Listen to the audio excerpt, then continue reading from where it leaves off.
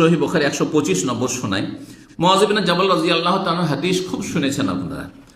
নবী সাল্লাল্লাহু আলাইহি ওয়াসাল্লামের বাহনের পেছনে বসেছিলেন, বলছেন ইয়া মুআয, হে মুআয, লাব্বাইক ইয়া রাসূলুল্লাহ, হাজির ইয়া রাসূলুল্লাহ ওয়া সাদাইক। ইয়া মুআয তিনবার করে ডাকছেন, লাব্বাইক ইয়া রাসূলুল্লাহ। ইয়া মুআয শোনো, কেন বারবার করে ডাকছেন? যাতে করে মনোযোগী হয়, বারবার করে বলছেন, তাহলে কানটাকে একবার খাড়া করে আছে শোনার জন্য, প্রস্তুতি আছে কি বলবেন রাসূলুল্লাহ সাল্লাল্লাহু আলাইহি ওয়াসাল্লাম। বলছেন নবী সাল্লাল্লাহু আলাইহি ওয়াসাল্লাম, মা মিন আহাদিন ইয়াশহাদু আল্লা ইলাহা ইল্লাল্লাহু ওয়া আন্না মুহাম্মাদান রাসূলুল্লাহ, কোন ব্যক্তি যদি সাক্ষ্য প্রদান করে যে আল্লাহ ছাড়া কোনো সত্য মাবুদ নেই, আমার মাবুদ একমাত্র আল্লাহ, আর মুহাম্মদ সাল্লাল্লাহু আলাইহি ওয়াসাল্লাম আল্লাহর রসুল, সুতরাং ইবাদত একমাত্র আল্লাহর করব আর তরিকা একমাত্র ধরব রাসূলুল্লাহ সাল্লাল্লাহু আলাইহি ওয়াসাল্লামের, সিদকাম মিন কলবিহি, অন্তরের সততার সাথে। এই যে সিদকাম মিন কলবিহি, অন্তরের সততার সাথে, যেই ব্যক্তির মধ্যে অন্তরের সততা থাকবে পূর্ণ মাত্রায়, সেই ব্যক্তি পাপে লিপ্ত হবে না। যেমনই পাপের দিকে শয়তান মনটা নিয়ে যাবে, সাথে সাথে সে থমকে দাঁড়াবে, সাথে সাথে থেমে যাবে। ইল্লা হারামাহুল্লাহ, তাকে আল্লাহ জাহান্নামের উপর হারাম করেছেন।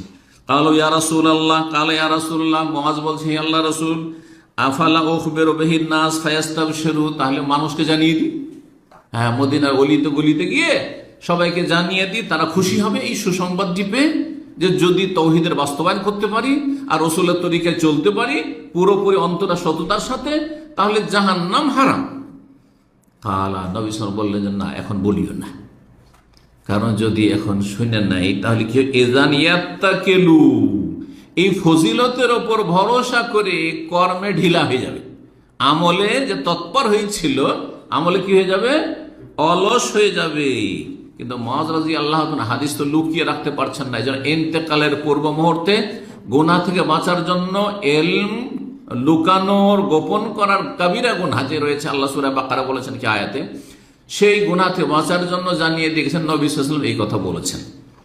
কিন্তু এই কথা যারা ইমানদার ধার্মিক এই হাদিস শোনাবেন, কিন্তু ফাসেক ফাজের, যার 5 ওয়াক্ত সালাতই ঠিক নেই, যার ফরজ রোজাই ঠিক নেই, যার যে ঠিক করে যাকাত দেয় না, যে বিভিন্ন গুনাহে জড়িয়ে আছে, তাকে যদি এই হাদিসগুলি শোনান, তার সাথে শাস্তিরও হাদিস শোনাইতে হবে, শাস্তিরও হাদিস শোনাই, ব্যালেন্সটা তাহলে ঠিক থাকবে।